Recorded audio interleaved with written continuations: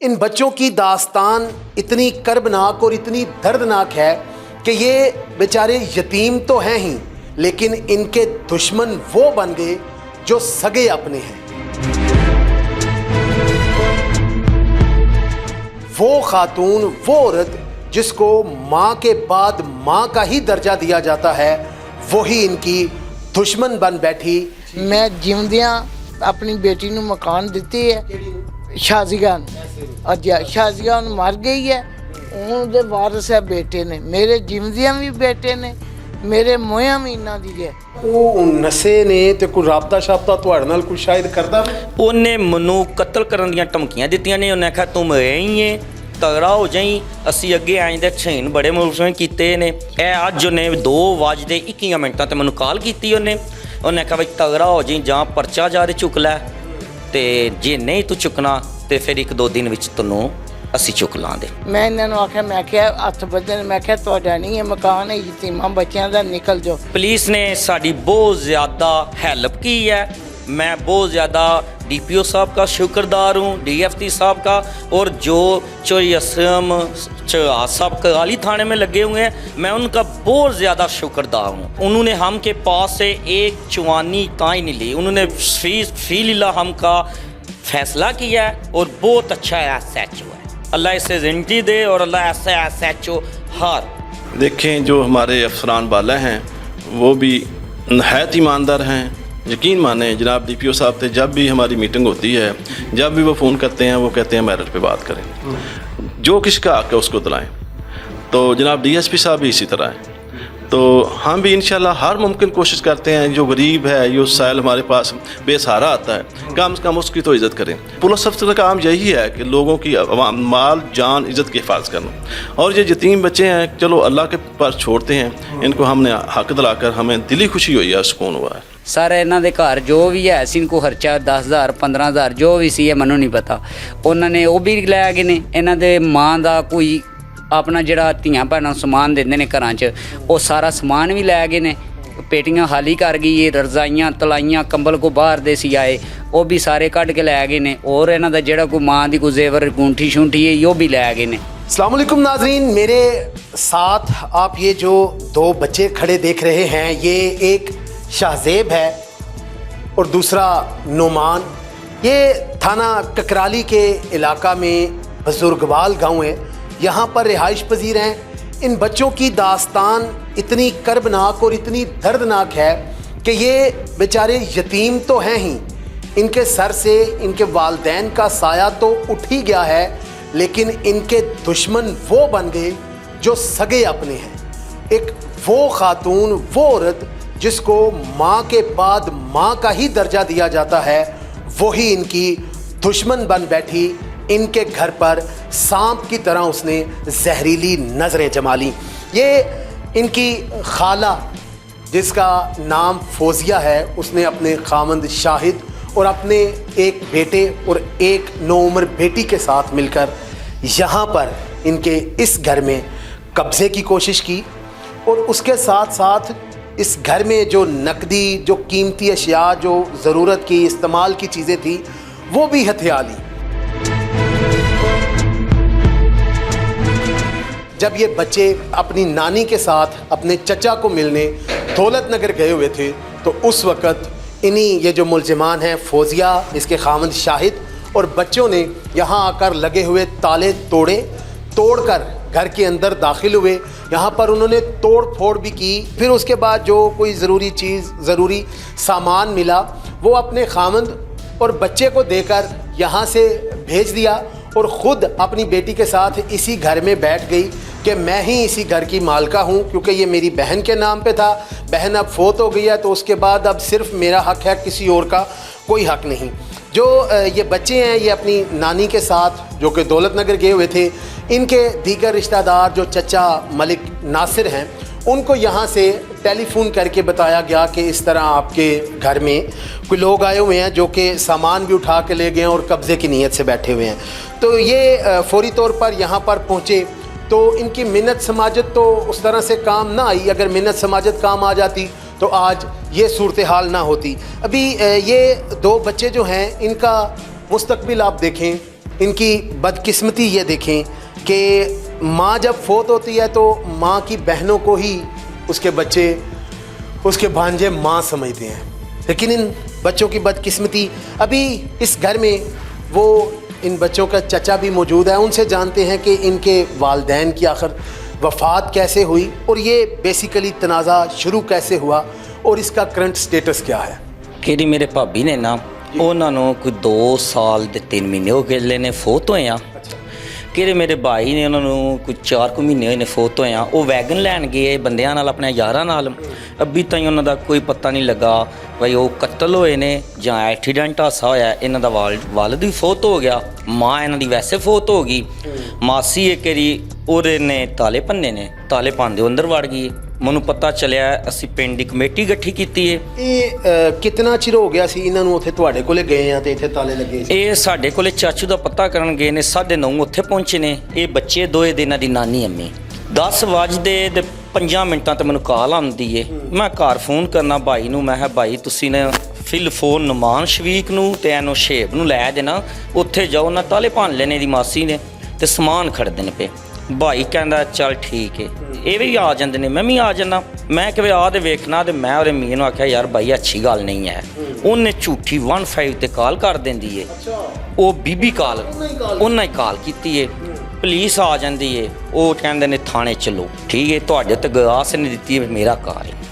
ਝੂਠੀ ਗਵਾਹ ਦੇ ਸਾਨੂੰ ਉਹਨੇ ਝੂਠਾ ਨੈਟ ਉੱਤੇ ਚਾੜਿਆ, ਝੂਠਾ ਜੈਲੀ ਕੋਈ ਸਾਫੀ ਲਾ ਦੇ। ਉਹਨੇ ਮੇਰੀ ਫੋਟੋ, ਮੇਰੇ ਭਾਈ ਦੀ, ਆਪਣੇ 2 ਭਰਾਵਾਂ ਦਾ ਨਾਂ, ਇਹਨਾਂ ਬੱਚਿਆਂ ਦੇ ਨਾਂ ਦਿੱਤੇ ਨੇ। ਸਾਨੂੰ ਔਰਤ ਨੇ ਬਲੈਕਮੇਲ ਕੀਤਾ। ਠੀਕ ਹੈ, ਬਲੈਕਮੇਲ ਔਰਤ ਨੇ ਕਰ ਦੇ, ਲੇਕਿਨ ਫਿਰ ਵੀ ਅਸੀਂ ਹਾਰ ਨਹੀਂ ਮੰਨੀ। ਕਿਉਂ? ਇਹਨਾਂ ਦੀ ਮਾਸੀ ਹੈ, ਲੇਕਿਨ ਸਾਡਾ ਹੁਣ ਨਹੀਂ ਸਾਕ ਹੈ, ਸਾਡੀ ਉਹ ਭੈਣ ਹੈ, ਮਾਸੀ ਦੀ ਧੀ ਭੈਣ ਹੈ। ਠੀਕ ਹੈ, ਅਸੀਂ ਆਪਣਾ ਕੋਈ 21 ਤੋਂ 20 ਦਿਨ ਕੋਸ਼ਿਸ਼ ਕੀਤੀ ਸਾਡੀ ਸੁਲ੍ਹਾ ਹੋ ਜੇ, ਇਹ ਔਰਤ ਸਾਡਾ ਘਰ ਹੱਲ ਕਰ ਦੇ। ਇੱਥੇ ਤਾਂ ਹੀ ਪਿੰਡ ਦੀ ਕਮੇਟੀ ਨੂੰ ਮੈਂ ਆਖਿਆ ਜੇ 1 2 3 ਲੈਂਦੀ ਏ ਤੇ ਘਰ ਹੱਲ ਕਰ ਦਿੰਦੀ, ਸਾਡਾ ਘਰ ਹੈ, ਸਾਡੀ ਜਾਂਚ ਹੋ। 15 ਤੇ ਕਾਲ ਹੋਈ ਸੀ, ਤੁਹਾਨੂੰ ਥਾਣੇ ਬੁਲਾ ਲਿਆ ਨੇ ਕਿ ਤੁਹਾਡੇ? ਅਸੀਂ ਵੀ ਗਏ ਹਾਂ ਥਾਣੇ, ਬਿਲਕੁਲ ਅਸੀਂ ਥਾਣੇ ਗਏ ਹਾਂ। ਥਾਣੇ ਜਾ ਕੇ ਅਸੀਂ ਘਰ ਦਾ ਦੱਸਿਆ, ਘਰ ਸਾਡਾ ਹੈ। ਅਫਸਰਾਂ ਨੇ ਆਖਿਆ ਤੁਸੀਂ ਆਪਣੀ ਗਵਾਹ ਦੇ ਲਓ, ਆਪਣੇ ਸਬੂਤ ਲੈ ਆਓ। ਅਸੀਂ ਆਪਣੇ ਸਬੂਤ ਲੈ ਕੇ ਗਏ ਹਾਂ, ਪਿੰਡ ਦੀ ਕਮੇਟੀ ਗਈ ਏ। ਅਫਸਰਾਂ ਨੇ ਉਹ ਬੀਬੀ ਨੂੰ ਆਖਿਆ ਘਰ ਇਹਨਾਂ ਬੱਚਿਆਂ ਦਾ, ਇਹਨਾਂ ਦੀ ਮਾਂ ਦੇ ਨਾਂ ਹੈ। ਅਸੀਂ ਆਪਣੇ ਸਬੂਤ ਤੇ ਅਸੀਂ ਫਿਰ ਉਹਨਾਂ ਦੀ ਮਾਂ ਨਾਨੀ ਨੇ ਇਹ ਗੱਲ ਕੀਤੀ, ਪਿੰਡ ਦੀ ਇੱਕ ਬੰਦਾ ਗਵਾਹੀ ਦੇ ਬਈ ਘਰ ਤੇਰਾ, ਅਸੀਂ ਘਰ ਤੁਹਾਨੂੰ ਦੇ ਦਿਆਂਗੇ। ਉਹਦੇ ਨਾਲ ਇੱਕ ਬੰਦਾ ਨਹੀਂ ਗਿਆ। ਫਿਰ ਸਾਡੀਆਂ ਨਵਾਰੀਆਂ ਲੱਗ ਗਈਆਂ, ਅਸੀਂ ਥਾਣੇ ਰੋਜ਼ ਜਾਂਦੇ, ਲੇਕਿਨ ਉਹ ਨਹੀਂ ਜਾਂਦੀ ਆਈ। ਸਾਡਾ ਹੁਣ ਇੱਕ ਰਾ ਪੁਲਿਸ ਨੇ ਕੱਲ ਪਰਚਾ ਦਿੱਤਾ, ਰੇਟ ਕੀਤਾ। ਠੀਕ ਹੈ, ਮਾਵਾਂ ਧੀਆਂ ਫੜ ਕੱਟੀਆਂ ਨੇ। ਕਿਹੜਾ ਸੈਡ ਦੇ ਉਹਦਾ ਬੇਟਾ ਹੈ, ਉਹ ਨਸ ਗਏ ਨੇ, ਨਸੇ ਨੇ। ਅੱਛਾ, ਉਹ ਨਸੇ ਨੇ ਤੇ ਕੋਈ ਰਾਬਤਾ ਸ਼ਾਬਤਾ ਤੁਹਾਡੇ ਨਾਲ ਕੋਈ ਸ਼ਾਇਦ ਕਰਦਾ? ਉਹਨੇ ਮੈਨੂੰ ਕਤਲ ਕਰਨ ਦੀਆਂ ਧਮਕੀਆਂ ਦਿੱਤੀਆਂ ਨੇ। ਉਹਨੇ ਆਖਿਆ ਤੂੰ ਰਹੀ ਏ, ਤਗੜਾ ਹੋ ਜਾਈ। ਅਸੀਂ ਅੱਗੇ ਆਏ ਦੇ ਛੇਨ ਬੜੇ ਮੁਲਜ਼ਮ ਕੀਤੇ ਨੇ ਤੇ ਹੁਣ ਤਗੜਾ ਹੋ ਜਾਈ, ਜਾਂ ਤੂੰ ਅਦਾਲਤ ਵਿੱਚ ਜਾ ਦੇ, ਮੇਰੀ ਬੀਵੀ ਤੋਂ ਕੇਸ ਚੁੱਕ ਲੈ, ਮੇਰੇ ਤੋਂ ਚੁੱਕ ਲੈ। ਇਹ ਅੱਜ ਉਹਨੇ 2:21 ਤੇ ਮੈਨੂੰ ਕਾਲ ਕੀਤੀ। ਉਹਨੇ ਆਖਿਆ ਬਈ ਤਗੜਾ ਹੋ ਜਾਈ, ਜਾਂ ਪਰਚਾ ਜਾ ਦੇ ਚੁੱਕ ਲੈ, ਤੇ ਜੇ ਨਹੀਂ ਤੂੰ ਚੁੱਕਣਾ ਤੇ ਫਿਰ 1-2 ਦਿਨ ਵਿੱਚ ਤੈਨੂੰ ਅਸੀਂ ਚੁੱਕ ਲਾਂਗੇ। ਪੁਲਿਸ ਨੇ ਸਾਡੀ ਬਹੁਤ ਜ਼ਿਆਦਾ ਹੈਲਪ की है। मैं बहुत ज़्यादा DPO साहब का शुक्रदार हूँ, DFT साहब का, और जो चोरी असम चौहास साहब कराली थाने में लगे हुए हैं, मैं उनका बहुत ज़्यादा शुक्रदार हूँ। ठीक है, उन्होंने हम के पास से एक चुवानी ताई नहीं ली, उन्होंने फी लीला हम का फैसला किया है और बहुत अच्छा SHO है। अल्लाह इसे ज़िंदगी दे और अल्लाह ऐसा SHO हर। नाज़रीन, ये तो इन बच्चों के चचा हैं। ये मरकज़ी मुलज़िमा ख़ातून, ये जो फौजिया नामी है, ये अपनी वालदा की भी नाहलफ औलाद है। इसने अपनी भाइयों की भी कभी नहीं मानी और अपनी वालदा की भी कभी नहीं मानी। आप ये देखें कि इसी मुलज़िमा फौजिया की वालदा, जो कि इन बच्चों की नानी है, वो इनके साथ यहीं पर, इनकी वालदा के गुज़रने के बाद यहीं पर इन बच्चों के साथ रिहाइश पजीर है। उसको अपनी वालदा का भी ख्याल नहीं आया कि मैं उस घर पे हमला कर रही हूँ जहाँ पर मेरी वालदा रिहाइश पजीर है। वो वालदा अभी यहीं पर मौजूद हैं, जो कि बीमार भी हैं, जो कि फालिज के आर्जे में मुब्तला हैं। उनसे बात की जाए कि उनकी ये बेटी फौजिया कब से इस तरह से नाफरमानी करने लगी है और कैसे इस हद तक आ पहुँची।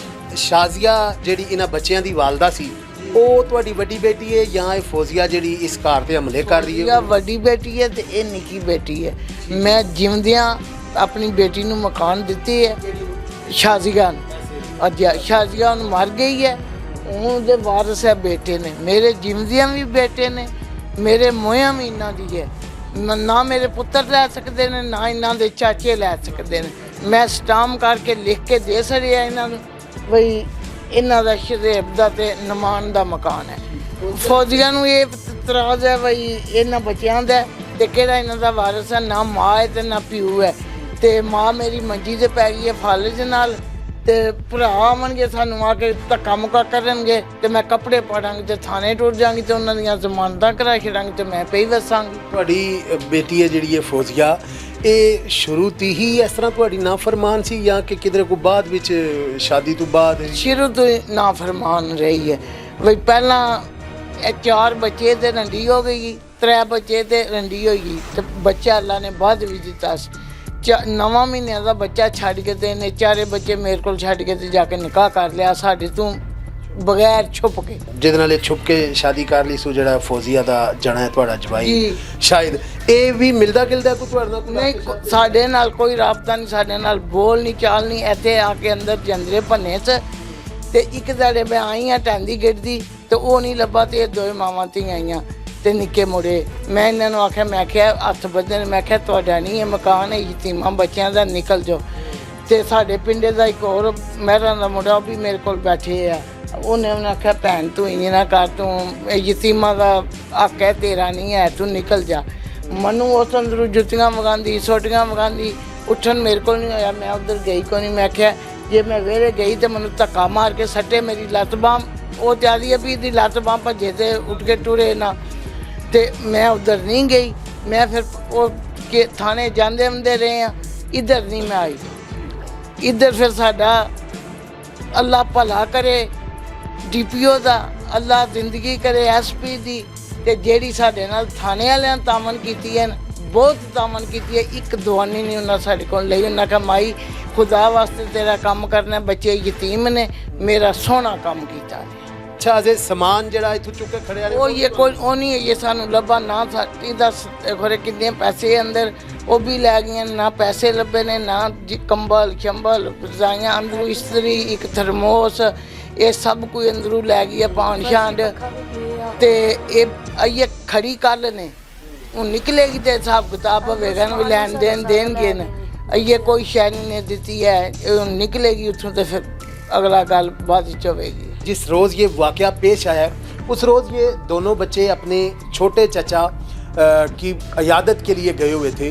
वो बीमार थे, उनका हादसा हुआ था और उनकी टांग टूटी हुई थी। वो चचा भी इस वक्त यहीं पर मौजूद है, उससे भी बात करते हैं। जी जी, मेरी टांग टूटी जी, ਆਪਰੇਸ਼ਨ ਹੋਇਆ ਸੀ ਤੇ ਇਹਨਾਂ ਜਿਹੜੀ ਬਾਜੀ ਹੋਰੀ ਨੇ, ਬਾਜੀ ਬਲਕੀਸ, ਇਹਨਾਂ ਦੀ ਆਪਣਾ ਫਲਜ ਪੈ ਗਿਆ, ਮੇਰਾ ਪਤਾ ਨਹੀਂ ਕਰ ਸਕੇ। ਜਿਸ ਲਈ ਥੋੜੇ ਆਪ ਨੂੰ ਚੱਲਣ ਲੱਗ ਪਏ ਨੇ, ਇਹਨਾਂ ਨੇ ਆਖਿਆ ਇਹਨਾਂ ਨੂੰ ਭਤਰੀਏ ਮੇਰੇ ਨੂੰ, ਚਾਚੂ ਤੇਰੇ ਦਾ ਪਤਾ ਕਰਨਾ, ਮੈਨੂੰ ਉੱਥੇ ਲੈ ਚੱਲ। ਇਹ ਉੱਥੇ ਮੇਰੇ ਕੋਲ ਗਏ ਨੇ, ਇਹ ਉੱਥੇ ਪਹੁੰਚੇ ਨੇ ਤੇ 10-15 ਮਿੰਟ ਬੈਠੇ ਨੇ।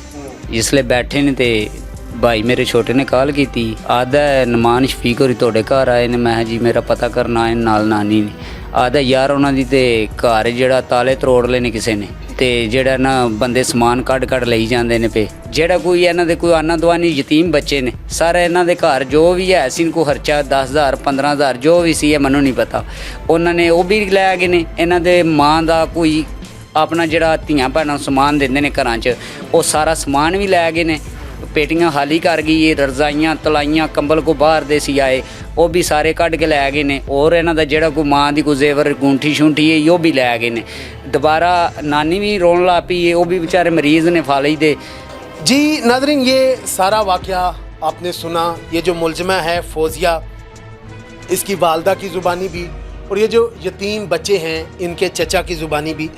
ये इंसान कैसा लालची और कैसा हवस का मारा परिंदा है कि जब इसकी लालच और हवस हद से बढ़ जाती है तो ये हर कदम उठाने को तैयार हो जाता है, चाहे वो अपने सगों के ख़िलाफ़ ही क्यों ना हो।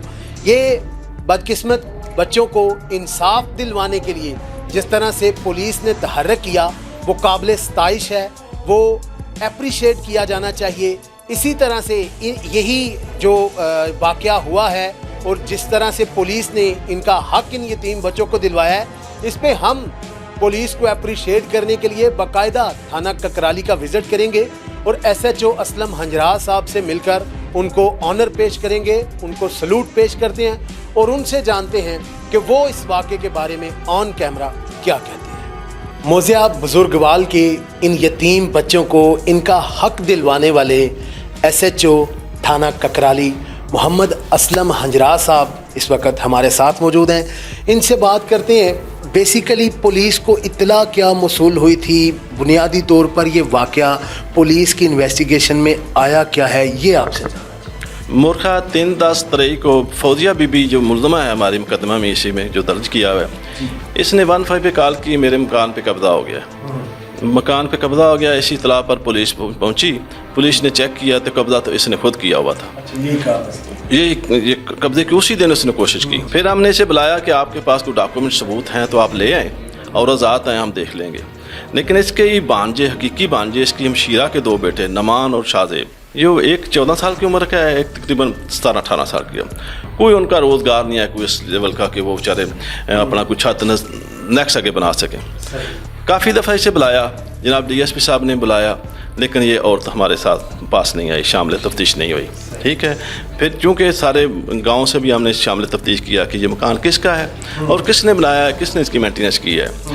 फिर वापडा वालों से भी पूछा गया, उन्होंने बाकायदा हमें बिल पेश किया। बिल भी शादिया के नाम था, जो रेहान की नमान की वालदा है, वो भी बेचारी फौत हो चुकी है। नमान और जो शाहजेब, ये दोनों ना इनकी हमशीरा वालदा भी फौत हो चुकी है और वालद भी फौत हो चुका है। ठीक है, बेसहारा हैं ये दोनों। इन हालात को पेश नज़र रखते हुए जनाब DPO साहब से भी रिक्वेस्ट की, जनाब DSP साहब को हालात बताए, फिर हमने इनके खिलाफ कानूनी कार्रवाई की, मुकदमा दर्ज कर दिया। मोरखा 25 को हमने बाकायदा बाज़ाब्ता लेडी कांस्टेबल हायर करके इन दोनों दूसरा फौजिया को और मलाइका को, इसकी बेटी को गिरफ़्तार किया।